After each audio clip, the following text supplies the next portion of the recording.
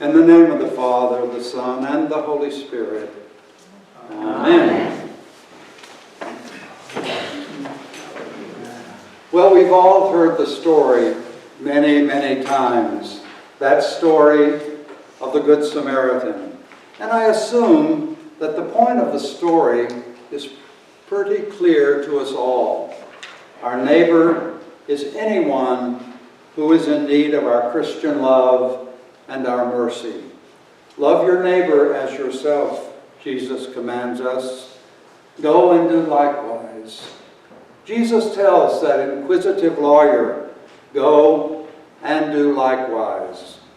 Jesus also says to us, go and do likewise. So this time when I reread the story, my mind grabbed hold of the image of a road, of being on a road. There are quite a number of references to road and being on the move in the story that we just heard. Here are a few. A man was going down from Jerusalem to Jericho. A priest was going down the road. Likewise, a Levite.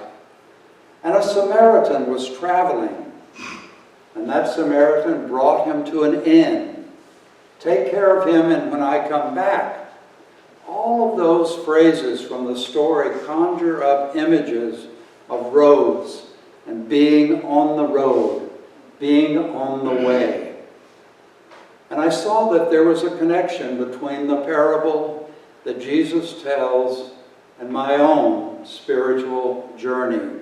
Indeed, between this parable and the spiritual journey of every one of us here, who has answered yes to God and decided earnestly to try to follow Christ.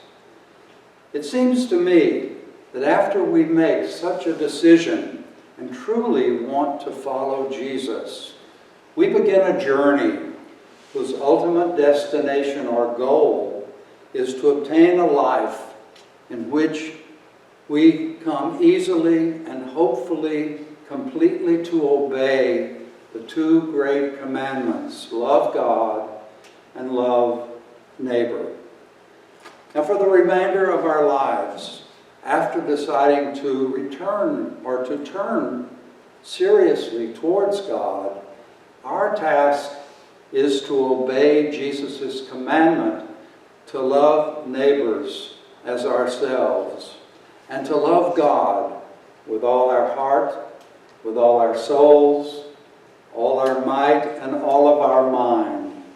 And the goal of our spiritual journey is to make loving God and loving neighbor second nature. This is quite simply, I think, a commitment that we must make. Yet it is a commitment that we will fall short of over and over again. As we journey down that road, we will often come around a curve only to be faced with situations and circumstances that are very well illustrated by the story of the Good Samaritan. There are many times when we find ourselves confronted in ways that challenge our commitment to love God and to love our neighbor. How often have I found myself walking in the very shoes of that priest and that Levite in today's story? How often has it been easier for me to cross over and pass by and move on my way without stopping to show the kind of mercy and the kind of love that Christ requires of us if we are to be his true disciples? Yes, I have been many times in my life like that priest and the Levite in today's story. There have been many times when it just wasn't convenient to stop and be a good neighbor to someone in need of help. Have you ever found yourself in the role of that priest and that Levite? But thanks be to God, there have also been times when I did. but only with the grace of God, rise to the occasion and acted like a good Samaritan. And even when we succeed in going that extra mile for someone in need, it is only by the grace of God that we are able to do it. I trust that many of you have also experienced the joy on those occasions when you did rise to meet the demand of being a follower of Christ, loving God and loving neighbor, as Jesus commanded us to do. Indeed, when we do act as good Samaritans, we are following Jesus' very own example. As a matter of fact, I think Jesus might be called the very best Samaritan for all times, because of what he did out of the love for his neighbor. That is, for all of humanity, you and me included. But to come back to the characters in the story, there have also been times in my journey when I have felt like that poor man who fell into the hands of those robbers. And I would also suppose there are times when I have been like one of those robbers. So figuratively speaking, I have felt the fists of robbers who beat me and stripped me and left me half dead along the side of a road. And again, figuratively speaking, I can remember lying wounded and hurting while people passed by right and left and didn't even notice that I was there and in pain. But again, thanks be to God, there were some good Samaritans who did see me and stopped to soothe my wounds and to listen to my pain and hurt. And you too, I am sure, have felt like this at times as you have journeyed down your own roads.